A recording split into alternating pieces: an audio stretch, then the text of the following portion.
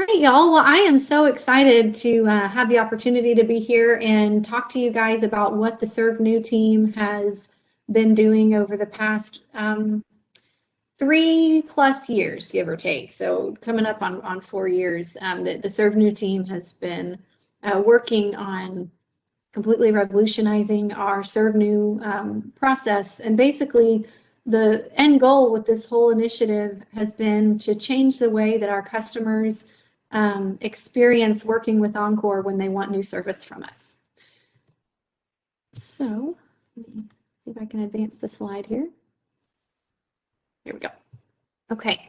All right. So the ServeNew transformation initiative was kicked off as a Power On Deliver Strong initiative in 2017 with the goal of modernizing and transforming the ServeNew customer experience. Like I said, our stated goal was to consistently meet or exceed customers' expectations regarding service delivery dates and providing timely, meaningful communication throughout the service delivery process.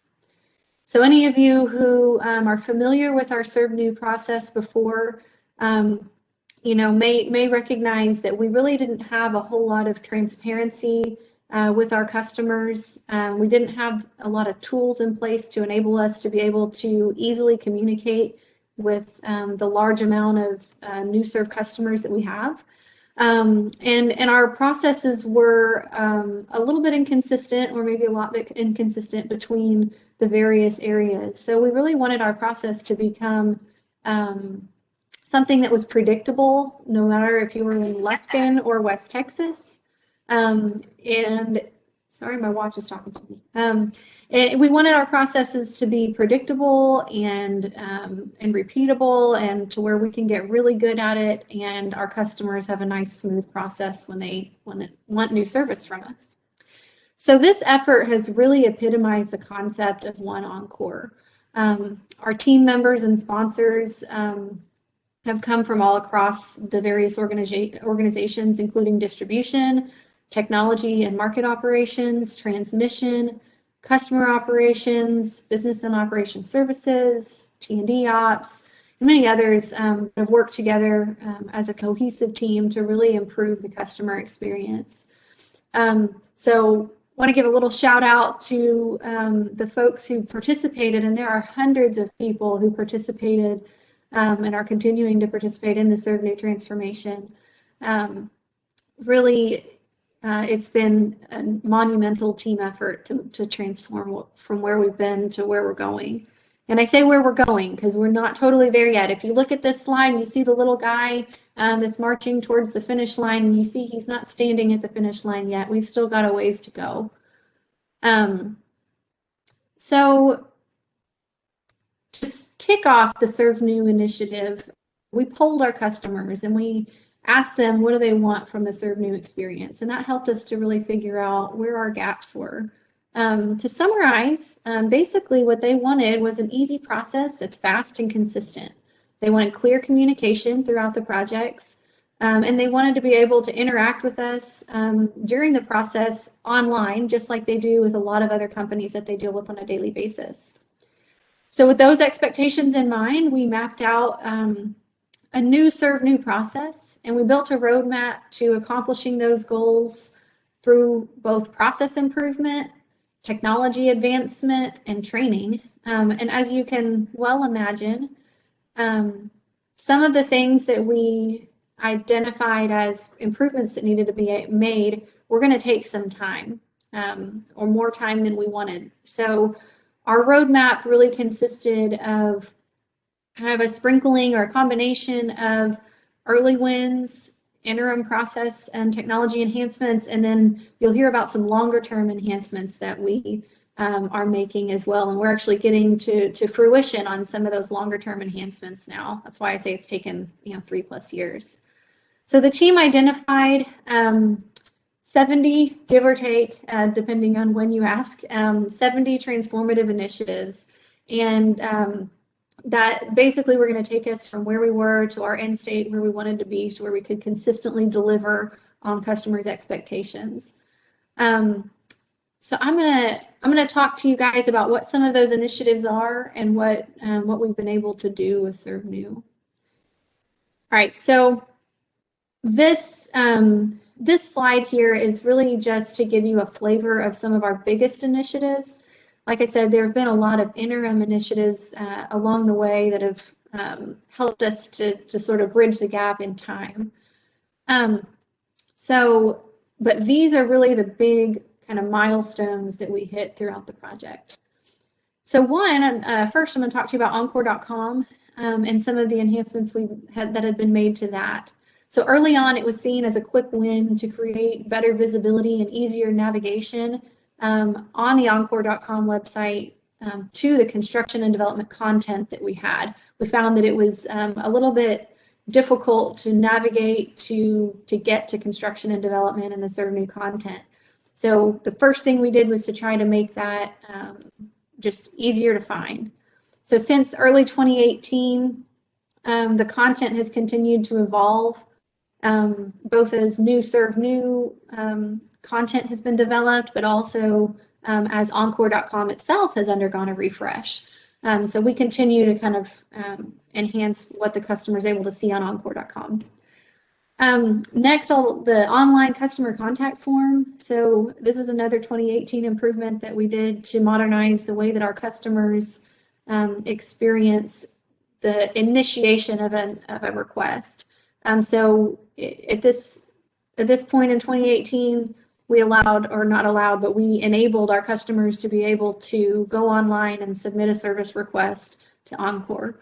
That's something that most of us on this call would expect from anybody that we want to do business with, whether it's a new TV or satellite service, internet, all of those types of utility services. You want to be able to request service online, and then you want to be able to track it as you go. So those are things we knew that our customers wanted to do.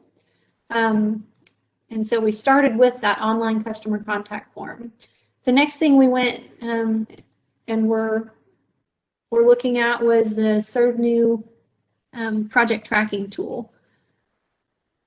We started out, and one of the things I'm going to kind of highlight here is, we got to a point where at the end I'll talk to you about the customer portal. But you'll see that a lot of these milestones that we're talking about at the beginning in the early years are, we had to establish tracking mechanisms, new items that we're going to track. We had to get into the habit of putting information into these tracking systems long before we were ready to show the information to the customer. So this next one in 2019 is the internal project tracking tool. And it was implemented as a way to internally start to track our project status so that ultimately we could share that with our customers externally. This really helps us to be able to look at all of the projects and see where we are with them and see, are there some that we're falling behind on? Where do we need to make adjustments so that we can be meeting the customer's needs? So early 2019, internal project tracking tool. I'll talk to you about where that led with the customer portal in 2020. We're very excited about that. Also in 2019, we implemented some turnkey construction processes. So this was going to enable us and has enabled us to let our crews perform all of the construction work, including meter set, in one trip to the customer's premise. So imagine as a customer, if you see, multiple different trucks and contractors from Encore or our contractors showing up to your house for all in one project, it probably appears to you to be an inefficient, way to do things. And so one of the things we were wanting to do was let our customers see us come out one time, get them hooked up, set their meter, and they're good to go that day. This is something that a lot of our customers have been really pleased with, and we're really excited. It's one of those things that, as I talk about the work we have to do going forward, this turnkey is something that we want to expand and do more and more of it. But it requires a good amount of process review and making sure that we're equipping all of our field employees with everything they need to be able to do the job all in one trip. but it has really helped us so far in the ones that we've implemented this on to be able to provide faster ServeNew service. So very excited about that. Also in 2020, or moving into 2020, we really have been really excited about the new construction customer portal. So I'm going to talk to you quite a bit about that. This is a big deal, right? So our customers can now see and track the status of their projects in an online forum. That may seem like something that is basic, right? But it's really something that's been important to our customers, and we didn't have it before. And like I said, it has taken a lot of stepping stones to build into the process the ability to provide those updates and make sure that they're quality updates before we've been able to do this. So mid 2020, we rolled that out, and our customers can now log in, view project information like the status of their projects, a high-level schedule, and any of the action items that they themselves have pending to be able to move their project along. So really exciting changes that we made there. Crew scheduling tool. So this one is near and dear to my heart. This is another effort to create more transparency, both internally and externally, into the construction aspect of ServeNew project. So we've been phasing in a centralized construction scheduling tool with the end goal of the application to be able to track internal and external visibility, or create internal and external visibility into when that construction is going to be done. So as a project manager, we want to be able to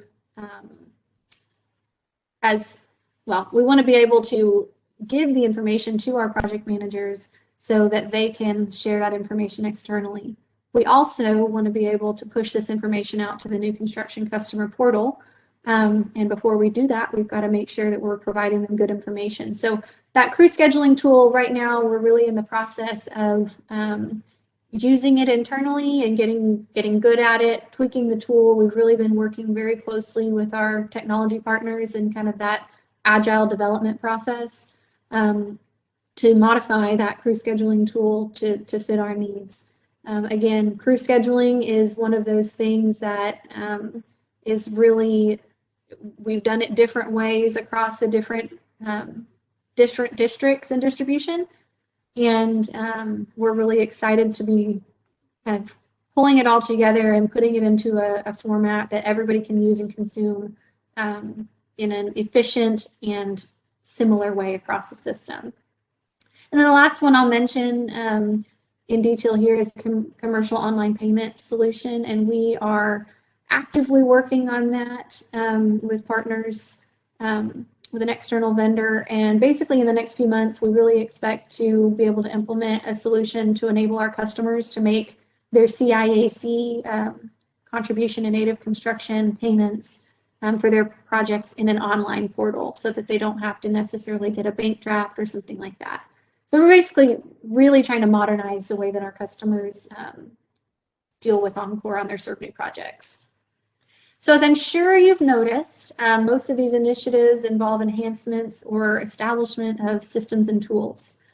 I really want to give a shout out to the technology team, because they have been integral in helping us drive this improved customer experience. And partnering with technology from the beginning of the ServeNew initiative, we've really been able to establish a roadmap that enabled us to accomplish both the interim goals that we had and some of our long-term milestones. So that new technology deployment methodology that some of you may have seen, that's the agile methodology, has enabled us to be faster and more flexible as we develop these solutions. And this, kind of just a plug, because if you haven't worked with technology on a project in that agile way, I look forward to it. It's a really great way to be able to hone in on what you want as you're developing those technology solutions. So I really appreciate that partnership. Okay, so moving on to some of our results. So as I said, we've done some things. We're still improving some things.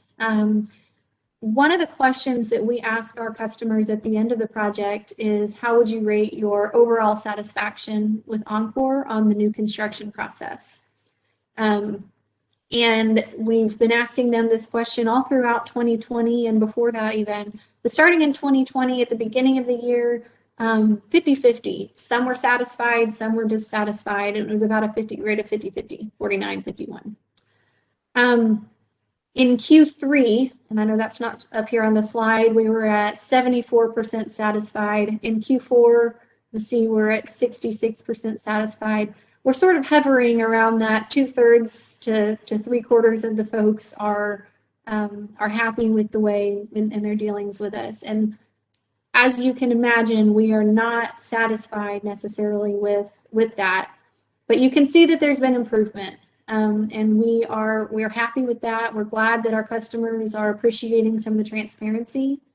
There's a lot of things that we're continuing to work on as far as helping with training and additional tools internally to be able to get us to the point where we're much closer to 100% of our customers being satisfied with their new service experience with us. So we're excited to see results, and the more we do this, the more you put out surveys to our customers, we get a greater number of them responding to us, and we're really able to get feedback and hone in on where we need to focus next.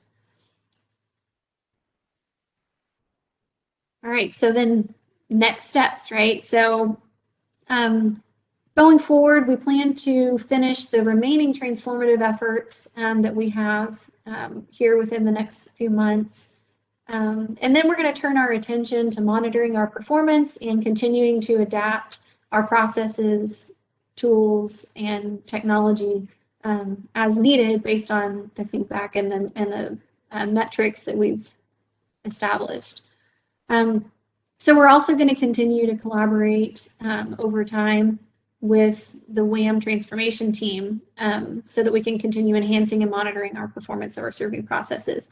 One of the things that WAM is going to do is create a vast amount of transparency, visibility into the ServeNew process. There's going to be a lot of checkpoints along the way, and it's really going to take us from where we are now and be our springboard to the next step.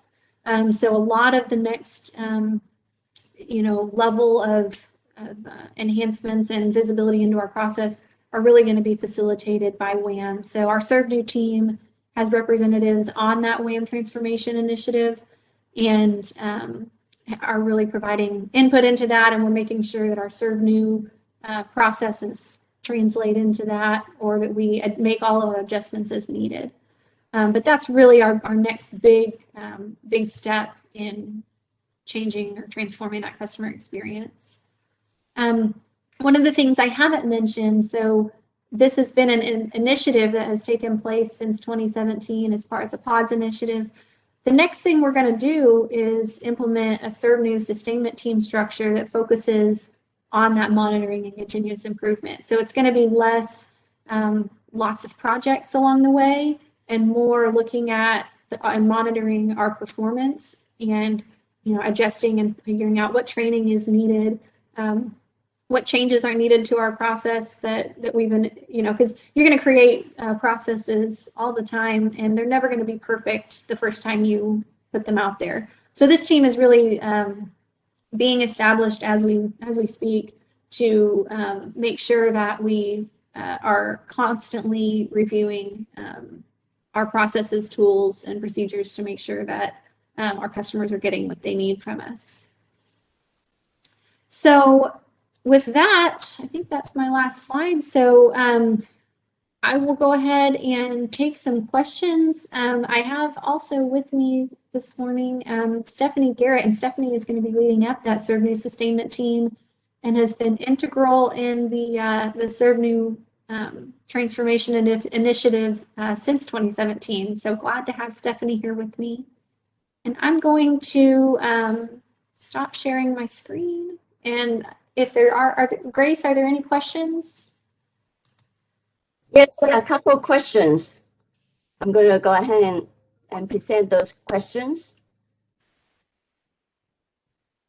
Will the ServeNew team keep going since we started in 2018?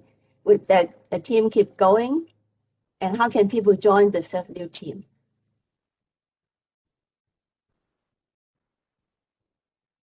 So, and yeah, Stephanie, do you want to jump in on that one? That's a good one for you. Sure. So yes, we will keep going. As Jackie mentioned, we have the ServeNew sustainment team that is going to be looking at ways to measure adoption and to also, analyze and keep improving upon what we've done, because we are by no means finished. And you can always reach out to the ServeNew team at encore.com. If you are interested in participating, we would love to have you. So please go ahead and do that if you're interested. And of course, talk to your supervisor or manager before you do, because they may have some suggestions as well. So.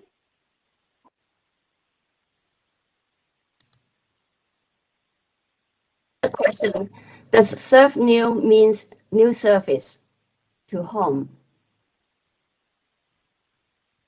Yeah, so ServeNew, it encompasses new service to individual homes, new subdivisions, new commercial and industrial, new apartment complexes. Anytime somebody is establishing new service with Encore, we really took all of those different categories of new service and studied all of them to figure out how we could make each of those different types of ServeNew activities better. So all of that has been encompassed in this initiative.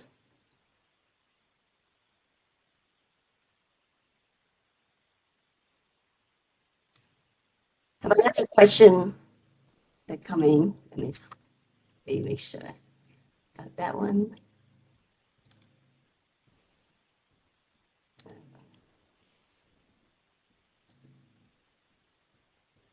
Is the ServeNew team looking at ways to reduce crossed meters at installation? So go ahead, Stephanie.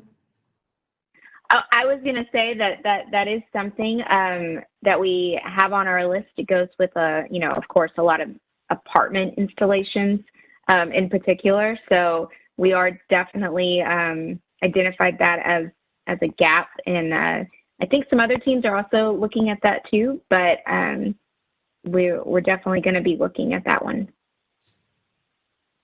Yeah, I know there's a Greenbelt project that's targeted specifically at that one, and it's definitely a complex problem that needs to be solved. So.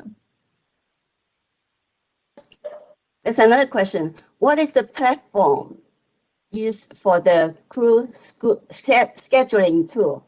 The crew scheduling tool. What is the platform? It's a great question. I wish we had one of our technology partners on here to talk with us, but so it's a web-based application, and I cannot remember what it's developed in. But one of the things that we're, you know what, I'm not going to try to jump into that one too much. I think I can see who asked that question, and I will follow up with you on a good answer for that.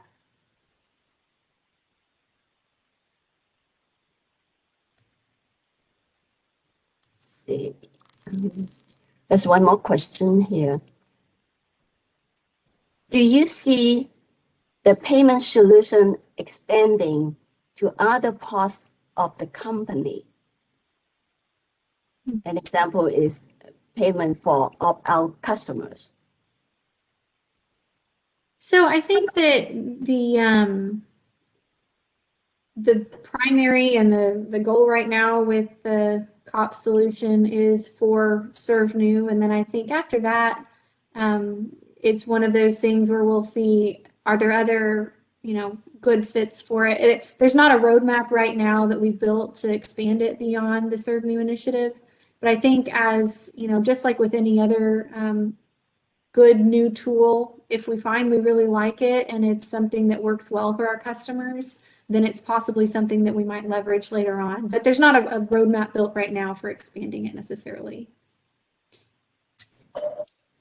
Thank you. That's all the questions that I have received.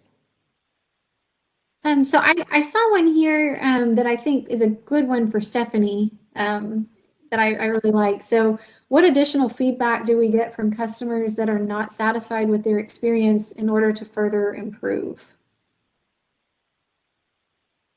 So we do, of course, we have our survey, and I really like the verbatims in the survey. So I always look at those and either reach back out to those customers and ask a little more in depth. But we also go around and speak to our customers pretty much on a regular basis. I have a lot of conversations with engineering firms, developers, builders, electricians, you name it. We have conversations with them. So on my team, we have a developer manager, and that individual is responsible for relationships with developers. So we do have weekly and monthly meetings with them to kind of discuss how things are going. We're also a part of builder associations, and we are going to be at least a little bit more active in electrical associations moving forward. A lot of our members are already participating in that, but we get a lot of feedback from our customers. And it's not just done by the survey, it's a lot of conversations and a lot of relationship building. So that's kind of all encompassing. And then we look at other companies, right? So we look at other businesses and we look at other utilities and what they're doing and how they are satisfying their customers. And we try to compare ourselves with them as well. That way we're kind of the best in the industry is what we're striving to become. So, we want to make sure that we have the same technology or better technology than basically other utilities in our industry. Thanks, Stephanie. Hey, so some of my technology friends have helped me out on the question about the platform used for crew scheduling tool in the chat here. So thank you. So it's a web-based application that's developed on an Angular framework. I'm glad I didn't try to guess on that. So, so there's the answer on CST. And with regards to CST, crew scheduling tool, there is going to be, I understand there's going to be a demo later this week. I think it's on Thursday. So feel free, if you're interested, to tune in on that and get to see that. It's actually something we're really excited about. It's something that has been envisioned, designed, and built internally to meet our needs, and so something that we're very excited about. There was one other question here about crew scheduling tool. It says, as far as crew scheduling tool and communication notifications, is that already developed, and what is the method of communication being used? Good question. So, so crew scheduling tool is in, I want to say not quite its infancy, maybe it's toddlerhood right now. I've got a brand new baby. I use words I know. But it's at a point right now where we're using the tool to put dates in and get used to formally scheduling our work over time. And so right now we aren't pushing that information yet to PMDS or to the customer. So there's no notifications going out right now. That's something that as we get comfortable with the information that we have in there, we're going to really work with the sustainment team to figure out what's the best way to get this to PMDS so that they can consume it. Now, long term, once we get WAM in place later this year, the crew scheduling tool will communicate directly with WAM. And so it'll be able to push those dates back to the WAM tool so that project managers can see, without having to make a bunch of phone calls, kind of what the plans are for the construction of that project. Grace, were there any other questions that I missed? That's all the questions that I received. I want to thank you, Jackie, for the enlightening presentation. Also want to thank the Q&A panel speakers, Ms. Jackie Spicer and also Ms. Stephanie Garrett. You answered those questions so nicely, really informative. Thank you for joining the Innovation Week. All attendees today are registered for prize for join. We will do the join at the end of the day. Please check out the schedule for more informative seminars. All 25 sessions will be recorded. Please visit the Innovation Week website. You can find the recorded sessions under the schedule tab. One thing, please check out the internet article. There's a message from Jim Greer about continuous process improvement. It's an awesome article. Thanks for joining. Have a wonderful day.